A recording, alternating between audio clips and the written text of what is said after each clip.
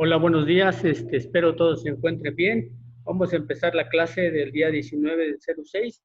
En esta clase vamos a ver los temas que vimos en la semana y aclarar dudas a algunos de los que me enviaron mensajes. Entonces, pongan mucha atención a aquellos que no estuvieron en estos días y si hay algún comentario, por favor háganmelo saber, ya sea por correo o en la clase presencial. Bueno, voy a compartir la presentación que vamos a trabajar en este día.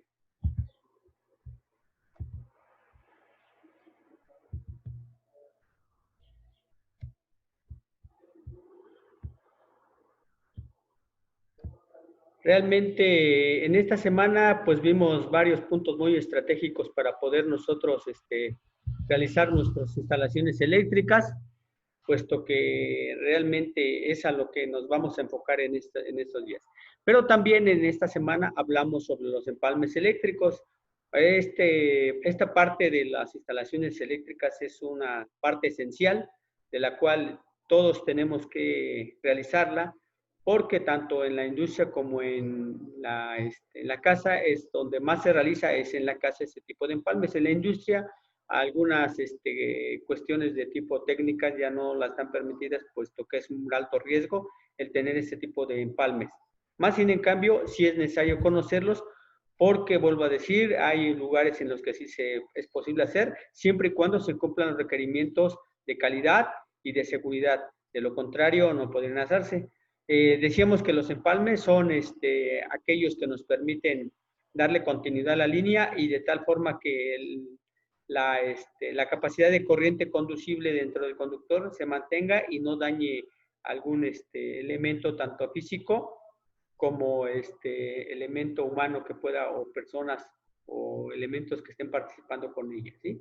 De los empalmes más comunes hablamos del empalme de derivación simple, el de derivación doble, con nudo doble, nada más que volvemos a comentar, el de nudo doble, es muy, en cierta forma es muy voluminoso y casi no es muy recomendable. Ya hay empalmes mecánicos que se pueden realizar. Derivación doble XC, derivación doble, derivación final, western largo, western cortos, empalmes de antenas, vuelvo a decir, en la actualidad también estos empalmes de antenas ya están quedando fuera de uso, puesto que ya hay otros tipos de conectores que nos permiten hacer este tipo de conexión. El empalme cola de rata y el taparrosca, que vuelvo a decir, ahorita en la actualidad ya hay más equipo. Dentro de lo referente a los empalmes eléctricos, la NOM 001 de la revisión 2012 hace varios referencias a cuáles son los requerimientos que se deben de cumplir. Por lo tanto, vamos a hacer lectura el día de la clase presencial y referente a este tipo de revisiones, y donde como podemos nosotros consultar cuando se nos solicite por el cliente el por qué estamos realizando ese empalme y qué requerimientos debe de tener la instalación para poder realizar este tipo de empalmes, ¿sí? Hablamos también que dentro de los empalmes hay problemas comunes que nos podemos se pueden presentar y la cual necesitamos saber para poder evitar cualquier anomalía, ¿no? Una de ellas es realmente utilizar material de alta calidad, que esos empalmes realmente sean técnicamente bien elaborados y aislarlos de una forma bien segura para evitar cualquier accidente, ¿sí? Dentro de lo que se refiere a las instalaciones, pues hablamos que íbamos a conocer primeramente las normas que nos rigen respecto a este tipo de trabajos, y en la cual nosotros como parte de nuestro trabajo debemos conocer y también debemos de ver que los documentos que nos están expidiendo cualquier institución de gobierno que nos pide requerimientos, pues nosotros los conozcamos, ¿va? Muy bien. Dentro de la legislación hablábamos que para nosotros como instaladores eléctricos debemos de tener muy presente la NOM 001, pues, vamos a decir, de 2012, donde nos hace muchos requisitos técnicos que debemos de cumplir, además de ciertas reglas y leyes que tenemos que acatar para poder realizar eso. Otro de los temas que estuvimos hablando, que se hizo referencia, pues a las tarifas. Las tarifas van en función de nuestra carga que vamos a instalar y también de los costos que estén a nuestro alcance y sobre todo estas tarifas van en función también de las temperaturas ambientes que se puedan presentar en cada una de las regiones de la República Mexicana y más en la temporada de verano, ¿sí? De los costos mismos, CFE o Comisión Federal de Electricidad ya tiene bien definidos sus costos, tanto en niveles base, en nivel medio y en nivel pico. ¿Sí? Entonces, eso lo podemos nosotros consultar. En base, intermedio y punta o pico, él tiene sus horarios de las cuales él tiene el costo por cada uno de ellos y a su vez dentro de las temporadas del año, el invierno y el verano, hay un desglose de cierta horario de costo y de cobro y que nosotros necesitamos conocer, ¿va? Entonces también se habló de ello. Otro de los puntos que nosotros mencionamos es realmente cuáles son los criterios que deben de tener y los objetivos de nuestro proyecto para instalaciones eléctricas. Dentro de los criterios y aplicaciones necesitadas para cubrir el proyecto se deberán tener ubicación geográfica, planos eléctricos y memoria de cálculo. Aquí vuelvo a decir, vamos a presentar ya planos hechos y vamos a observar cómo estos objetivos están debidamente clarificados en el proyecto de instalación eléctrica. ¿Sí? También hablamos de los tipos de instalaciones eléctricas en cuanto a lo que se refiere al concepto de tensión y hablamos que tenemos el tipo de instalación baja tensión, media tensión y alta tensión y en cada uno de ellos los voltajes que se manejan. ¿Sí?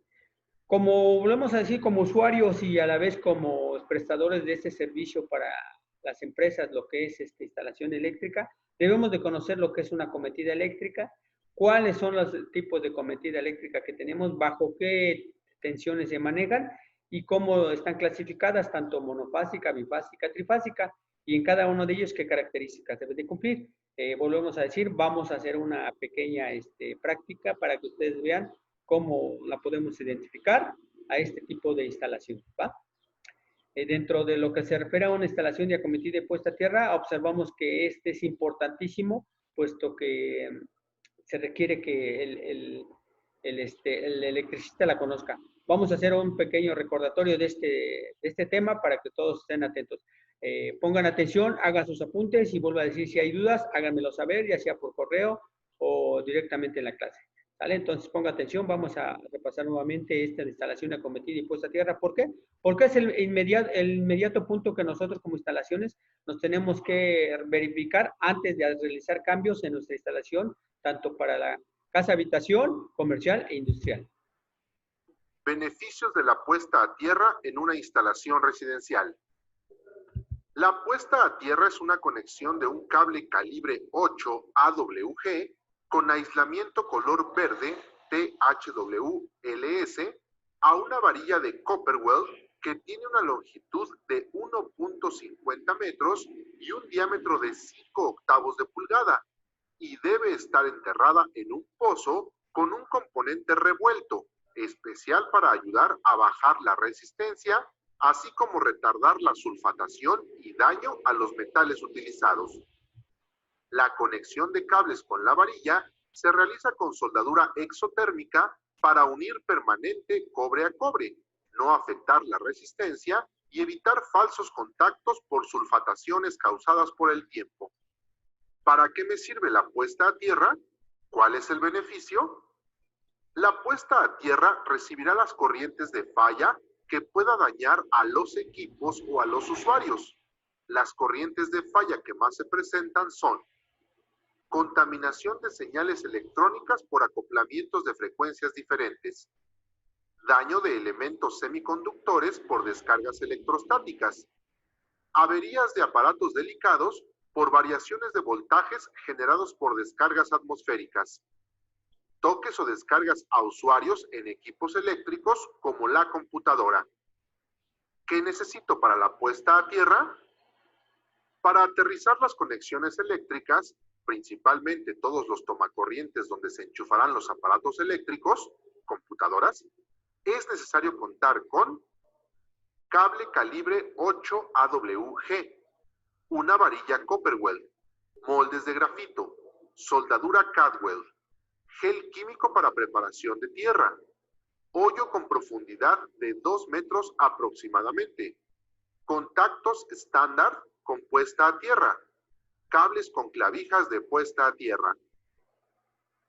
¿Cómo se instala la puesta a tierra? Cuando se proporciona el servicio de suministro de energía eléctrica, se instala una acometida integrada por 2 cables llamados fase y neutro. Estos entran por una mufa o tubo. Después se conectan a un medidor llamado kilowattorímetro, el cual registra los consumos de energía eléctrica. Por último, los 2 cables pasan a la caja de cuchillas o switch, donde se colocan los fusibles para proteger la fase y el neutro de un cortocircuito o sobrecorriente que pudieran dañar la instalación.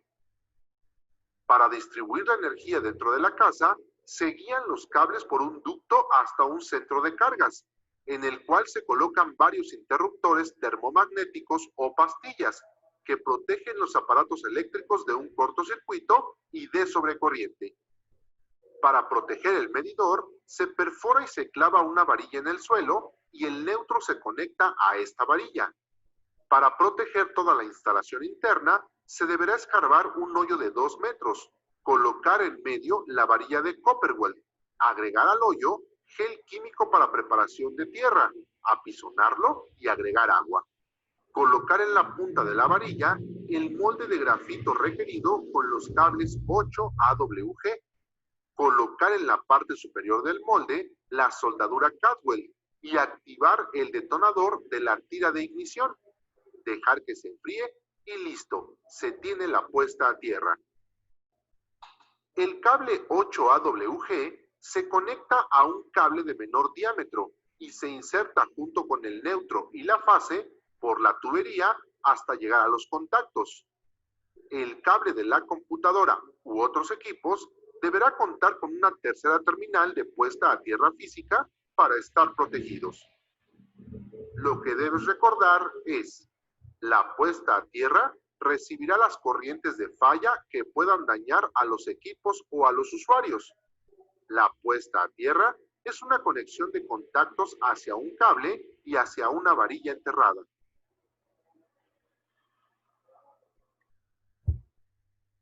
Bueno, como se dan cuenta, realmente sí es necesario que nosotros como electricistas tengamos ese conocimiento respecto a los elementos y a los conceptos técnicos que debemos manejar y entender dentro de un sistema de instalación de puesta a tierra, ¿vale? Dentro de aquí de la práctica, volvemos a decir, vamos a identificar estos elementos, vamos a ver los conceptos técnicos que debemos manejar y vamos a ver de qué forma tenemos que a veces tomar decisiones un poquito rápidas cuando estemos haciendo un trabajo de esto, ¿va?